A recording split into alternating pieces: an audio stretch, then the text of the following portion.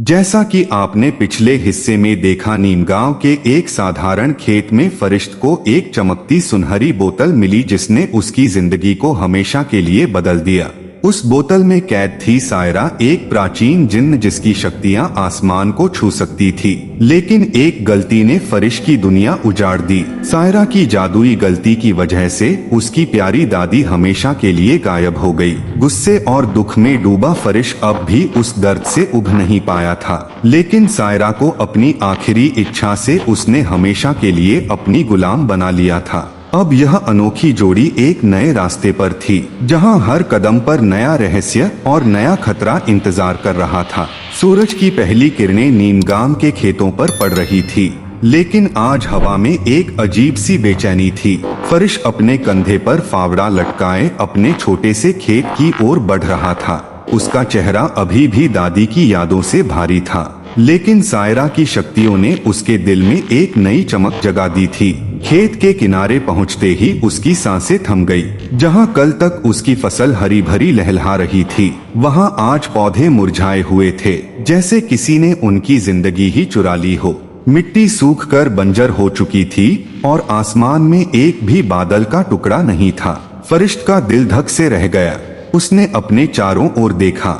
गांव की शांति अब उसे काटने को दौड़ रही थी। उसने अपनी जेब से वह सुनहरी बोतल निकाली जिसकी चमक सूरज को भी मात दे रही थी। उसने धीरे से बोतल को रगड़ा और एक धुंधला धुआं हवा में तैरता हुआ सायरा की आकृति में बदल गया। सायरा का चेहरा आज भी उतना ही रहस्यमयी था। उसकी नीली आंखें तारों की तरह चमक रही थी, लेकिन उनमें एक गहरी उदासी थी। फरिश्त ने बिना वक्त गंवाए कहा, सायरा, मेरी फसल मर रही है। तुम बारिश करा सकती हो, ऐसी बारिश जो मेरे खेत को फिर से जिंदगी दे दे। सायरा ने हल्के से मुस्कुराया, जैसे वह फरिश्त की मासूमियत को समझ रही हो। उसने अपनी उंगलियां चटकाई और आसमान में काले बादल उमड़ने लगे। पलक झपकते ही बारिश की बूंदें खेतों पर गिरने लगी। पहले हल्की हल्की, फिर तेज और फिर एक मूसलाधार तूफान। पानी की बूंदें मिट्टी में समा रही थी और मुरझाए पौधे धीरे धीरे अपनी गर्दन उठाने लगे। फरिश्त का चेहरा खुशी से चमक उठा। वह खेत के बीचों बीच खड़ा हो गया, अपने हाथ फैलाए और बारिश की ठंडी बूंदों को अपने चेहरे पर महसूस करने लगा। उसका दिल जोर जोर से धड़क रहा था, जैसे यह बारिश सिर्फ खेतों को नहीं बल्कि उसकी रूह को भी सींच रही हो। सायरा हवा में तैर रही थी। उसका रेशमी लिबास बारिश में भीग कर चमक रहा था। फरिश्त ने उसे देखा और हंसते हुए इशारा किया कि वह भी बारिश में आए। सायरा ने पहले तो हिचकिचाया, लेकिन फिर वह खेत की कीचड़ में उतर आई। बारिश की बूंदें उसके चेहरे पर गिर रही थी और उसकी नीली त्वचा सूरज की किरणों की तरह चमक रही थी। फरिश्त ने उसका हाथ पकड़ा और दोनों हंसते हुए खेत में नाचने लगे। कीचड़ उनके पैरों में चिपक रहा था, लेकिन उनकी हंसी हवा में गूंज रही थी। फरिश्त ने सायरा को अपनी ओर खींचा और दोनों बारिश की लय में झूमने लगे। सायरा की आंखें फरिश्त के चेहरे पर टिकी थी और फरिश्त का दिल पहली बार इतना हल्का महसूस कर रहा था। बारिश की ठंडक में उनके बीच एक गर्मशी पनप रही थी। फरिश्त ने सायरा के गीले बालों को धीरे से छुआ और सायरा ने उसका हाथ थाम लिया। उनकी नजरें मिली और एक पल के लिए समय ठहर गया। सायरा का रेशमी लिबास उसके शरीर से चिपक गया था और फरिश्त की आंखें उसकी ओर से हट नहीं रही थी।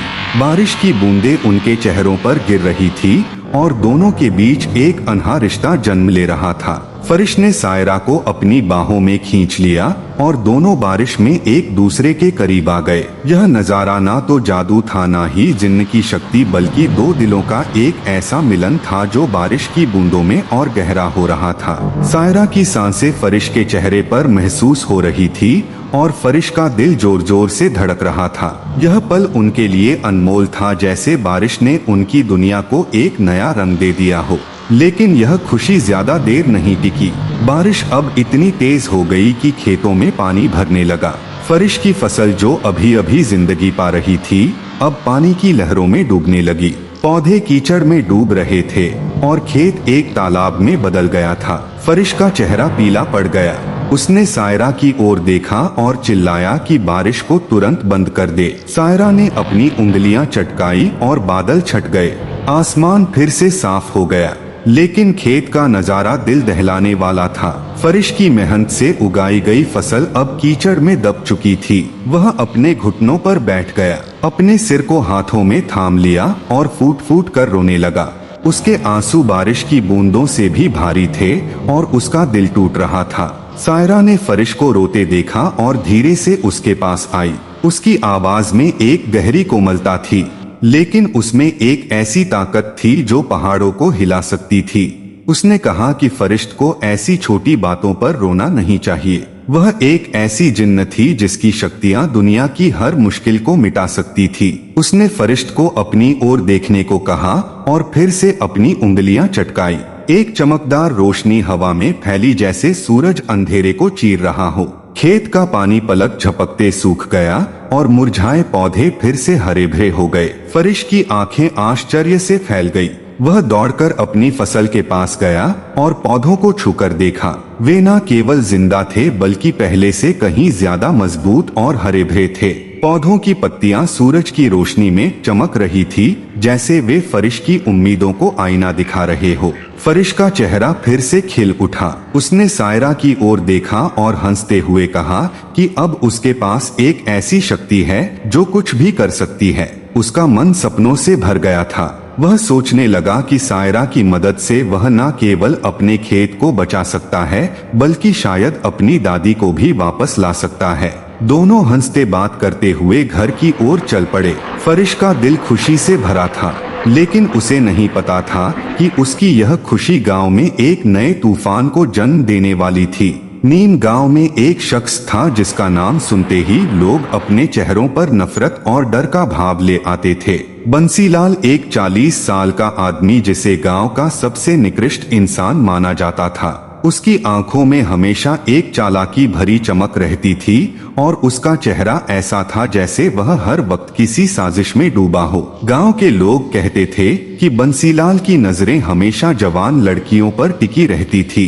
वह सड़कों पर चुपके से घूमता और उसकी मौजूदगी ही लोगों को असहज कर देती थी। वह कभी किसी से सीधे मुंह बात नहीं करता था और उसकी हंसी में एक खौफनाक खनक थी। बंसीलाल के खेत गांव के सबसे बंजर खेतों में से थे, क्योंकि वह मेहनत से ज्यादा चालाकी पर भरोसा करता था। लोग कहते थे कि वह रात में जंगल में अजीब अजीब पूजा करता है और शायद किसी काले जादू का जानकार है। उसी सुबह जब फरिश अपनी फसल को फिर से हरा भरा देखकर खुश हो रहा था, बंसीलाल अपने खेत की ओर गया। उसकी फसल भी बारिश में डूब चुकी थी और खेत कीचड़ से भरे थे। उसने आसपास के खेतों को देखा और पाया कि गांव के हर खेत में पानी भरा था, लेकिन जब उसकी नजर फरिश के खेत पर पड़ी तो वह स्तब्ध रह गया।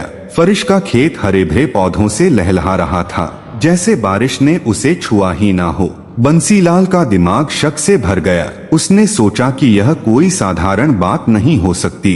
फरिश एक अनाथ लड़का जिसके पास ना तो पैसा था और ना ही कोई खास साधन, उसकी फसल इतनी अच्छी कैसे हो सकती है। बंसीलाल की आंखें सिकुड़ गई और उसके दिमाग में एक खतरनाक विचार कौंधा। बंसीलाल ने चुपके से फरिश के घर की ओर रुख किया। वह जानता था कि फरिश अकेला रहता है और उसकी कोई मदद करने वाला नहीं है। सूरज ढल रहा था और गांव की गलियां सुनसान हो चुकी थी।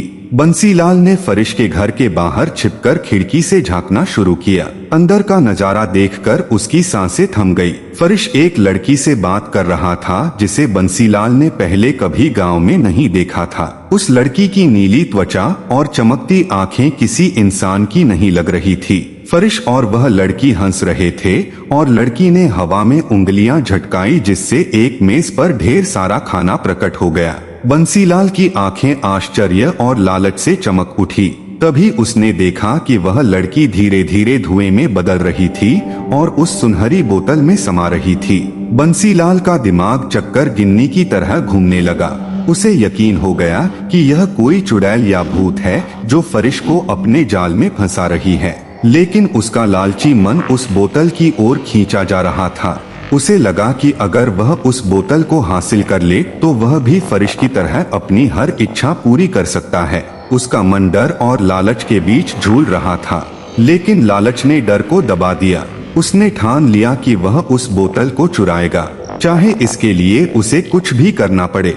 रात हो चुकी थी। नीम गांव की गलियां अंधेरे में डूब गई थी और केवल चांद की रोशनी खेतों पर पड़ रही थी। बंसीलाल अपने घर लौट आया, लेकिन उसका दिमाग उस सुनहरी बोतल के इर्द गिर्द घूम रहा था। उसने सोचा कि फरिश एक मासूम लड़का है और उसे आसानी से ठगा जा सकता है, लेकिन अगर वह बोतल में कैद प्राणी कोई चुड़ैल निकली तो क्या होगा। बंसीलाल ने अपने डर को दबाया और एक योजना बनानी शुरू की। उसने फैसला किया कि वह अगली रात फरिश के घर में चोरी से घुसेगा और बोतल चुरा लेगा। उधर फरिश अपने छोटे से घर में सायरा के साथ बातें कर रहा था। सायरा ने उसे अपनी प्राचीन कहानियां सुनाई, जिसमें उसने बताया कि कैसे उसने सूर्यवंश के लोगों की मदद की थी और कैसे उसकी दया ने उसे मुसीबत में डाला था। फरिश उसकी बातें सुनकर मंत्रमुग्ध हो रहा था, लेकिन उसे नहीं पता था कि उसकी खुशी और सायरा की शक्तियां अब गांव में एक नई साजिश को जन्म दे रही थी।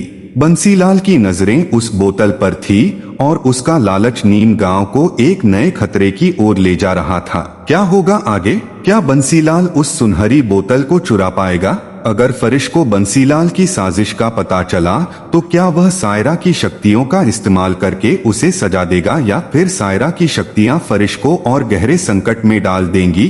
नीम गांव का यह रहस्य अब और गहरा हो चुका था और हर कदम पर एक नया खतरा इंतजार कर रहा था। यह कहानी अभी खत्म नहीं हुई है। फरिश और सायरा की जोड़ी का अगला कदम क्या होगा और बंसीलाल की साजिश का क्या अंजाम होगा, जानने के लिए इंतजार कीजिए भाग 3 का। अगर आपको हमारी मेहनत और यह वीडियो पसंद आई तो एक लाइक जरूर करें। ऐसी और बढ़िया वीडियो देखने के लिए हमारे चैनल को करें सब्सक्राइब और कमेंट में बताइए आपको वीडियो कैसी लगी। मिलते हैं अगली वीडियो में।